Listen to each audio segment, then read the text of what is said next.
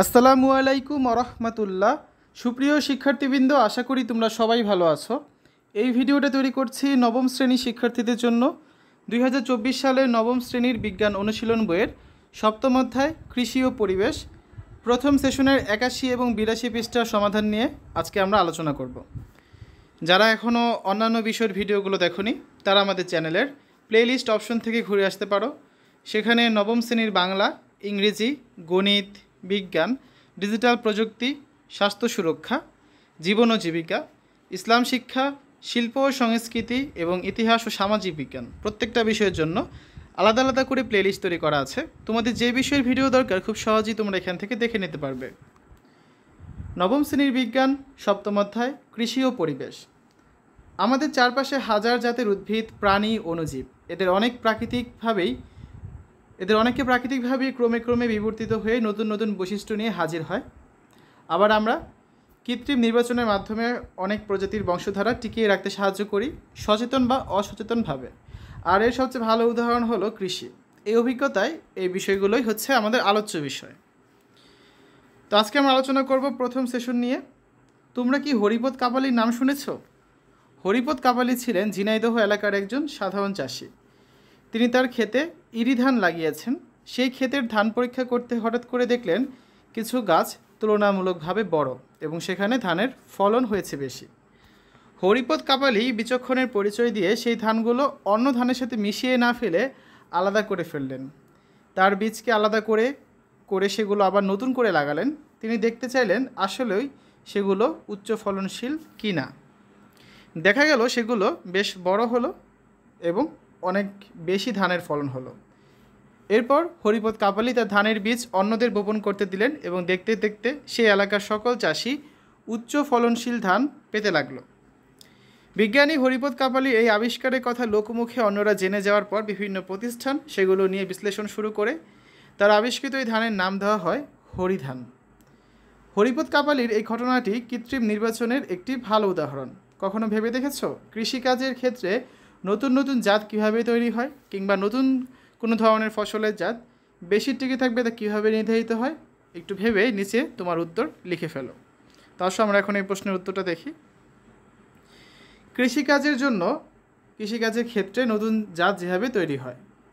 কৃষিকাজের ক্ষেত্রে নতুন নতুন জাত তৈরিতে বিজ্ঞানীরা বিভিন্ন পদ্ধতি অবলম্বন করেন। তন্মধ্যে উল্লেখযোগ্য হচ্ছে: 1. কৃত্রিম নির্বাচন, 2. সংকরায়ন, 3. Mutation breeding, 4. পলিপ্লপেরি, 5. মাস সিলেকশন এবং 6. বিশুদ্ধ লাইন নির্বাচন। ধাপ 1. কোন জাতের বৈশিষ্ট্য প্রবেশ করানো হবে তা সংগ্রহ করা, 2. উদ্ভিদ নির্বাচন করা, 3. নির্বাচিত পিতৃ এবং মাতৃ উদ্ভিদের মধ্যে ক্রস হাইব্রিডাইজেশন করা এবং 4. উচ্চতর রিকম্বিনেন্ট ডিএনএ নির্বাচন করা এবং পরীক্ষা করা। ফসলের জাত বেশি টিকে থাকার মাধ্যম কী? প্রকৃতিতে যে কোনো জীবের টিকে থাকার মূলে রয়েছে তার অভিযোজন। অভিযোজন হচ্ছে নির্দিষ্ট স্থানে বসবাসের জন্য জীবদের অর্জিত বৈশিষ্ট্যাবলী। বৈশিষ্ট্যগুলো বিবর্তনের গতিধারায় জিন মিউটেশন বা পরিবেশের পরিবর্তনের মাধ্যমে অর্জিত হয় এবং বংশ পরম্পরায় সঞ্চারিত হয়ে জীবগোষ্ঠীতে তা সুস্পষ্ট হয়, যার ফলে জীব সম্প্রদায় প্রতিকূল পরিবেশে নিজেকে অভিযোজিত করতে সমর্থ হয়। ফসলের ক্ষেত্রেও যে ফসলটি নতুন পরিবেশের সাথে খাপ খাইয়ে নিতে পারবে বা অভিযোজিত হতে পারবে সেই ফসল তত বেশি টিকে থাকতে পারবে। অর্থাৎ কোন ধরনের ফসলের জাত বেশি টিকে থাকবে তা নির্ধারিত হয় অভিযোজনের মাধ্যমে। এবার একটু ইতিহাসের দিকে তাকানোর পালা। তোমরা অনেকেই হয়তো জানো মানুষ একসময় যাযাবর ছিল এবং শিকার করে ও খাবার সংগ্রহ করে তারা জীবনযাপন করত। একসময় সেখান থেকে তারা এক জায়গায় থিত হয়ে খাদ্য উৎপাদন শুরু করে এবং তা কৃষিকাজের মাধ্যমে করে।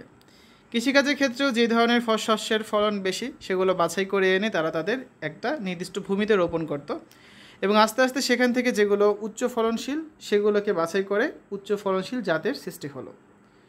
হরিধান উৎপাদনের ঘটনার সাথে মানুষের সভ্যতার শুরুর দিকে কৃষিকাজের উদ্ভাবনের কোনো মিল কি দেখতে পাচ্ছ? আসলে এই প্রশ্নের উত্তরটা দেখি আমরা। হ্যাঁ, হরিধান উৎপাদনের ঘটনার সাথে মানুষের সভ্যতার শুরুর দিকে কৃষিকাজের উদ্ভাবনের মিল দেখতে পাওয়া যাচ্ছে। সভ্যতার শুরুর দিকে কৃষিকাজকে কেন্দ্র করে আমাদের পরিবার ও সমাজ গঠনের সূচনা হয়েছিল। কৃষিকাজ করার আগে মানুষ পশু পাখি শিকার করে অথবা গাছের ফলমূল আহরণ করে খাদ্য সংগ্রহ করত। মানুষ ফলমূল আহরণ ও শিকার করার মাধ্যমে প্রকৃতি, পরিবেশ এবং পরিবেশের বিভিন্ন ঘটনা গভীরভাবে পর্যবেক্ষণের সুযোগ পেয়েছিল। পরিবেশের বিভিন্ন ঘটনা ও এদের পারস্পরিক সম্পর্ক নিবিড়ভাবে পর্যবেক্ষণের সুযোগ হতো গুহায় বসবাসকারী মায়েদের, কারণ তাদের বাইরে বের হওয়ার তেমন একটা প্রয়োজন হতো না। তারা দেখলেন ফল খেয়ে বীজ যেখানে ফেলে দিচ্ছেন সেখানেই ওই ফল গাছ জন্মাচ্ছে। বুদ্ধিমতী নারীরা সবচাইতে সুস্বাদু ফলটির বীজ রেখে দিলেন, যত্ন করে মাটি নরম করে বীজ পুঁতে দিলেন, চারা গজলে তাকে যত্ন করে বড় করলেন এবং একসময় তা থেকে তারা ফল পেলেন। এভাবেই নারীরা প্রথম কৃষির সূচনা করেছিলেন।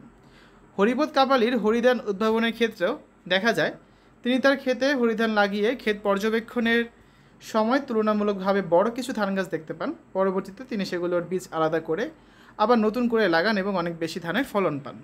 এভাবেই তিনি হরিধান আবিষ্কার করেন।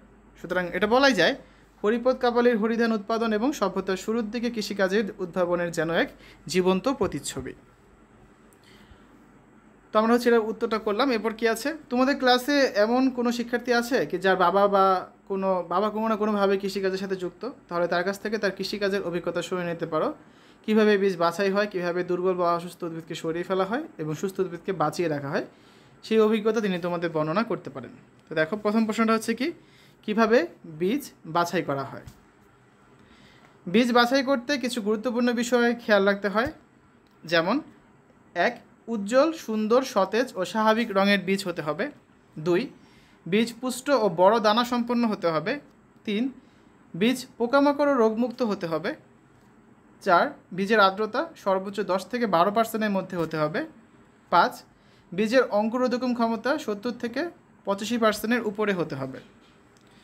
তারপর দ্বিতীয় প্রশ্নটা হচ্ছে কীভাবে দুর্বল বা অসুস্থ উদ্ভিদকে সরিয়ে ফেলা হয়। জমিতে নির্দিষ্ট ফসলের বীজ উৎপাদনের সময় কিংবা নির্বাচিত ফসল চাষের ক্ষেত্রে যদি অসুস্থ বা দুর্বল উদ্ভিদ দেখা যায় তাহলে তাকে মূলসহ তুলে ফেলতে হবে। এই প্রক্রিয়াকে বলা হয় রোগিং। তারপর 3 নম্বর প্রশ্নটা হচ্ছে কীভাবে সুস্থ উদ্ভিদকে বাঁচিয়ে রাখা যায়।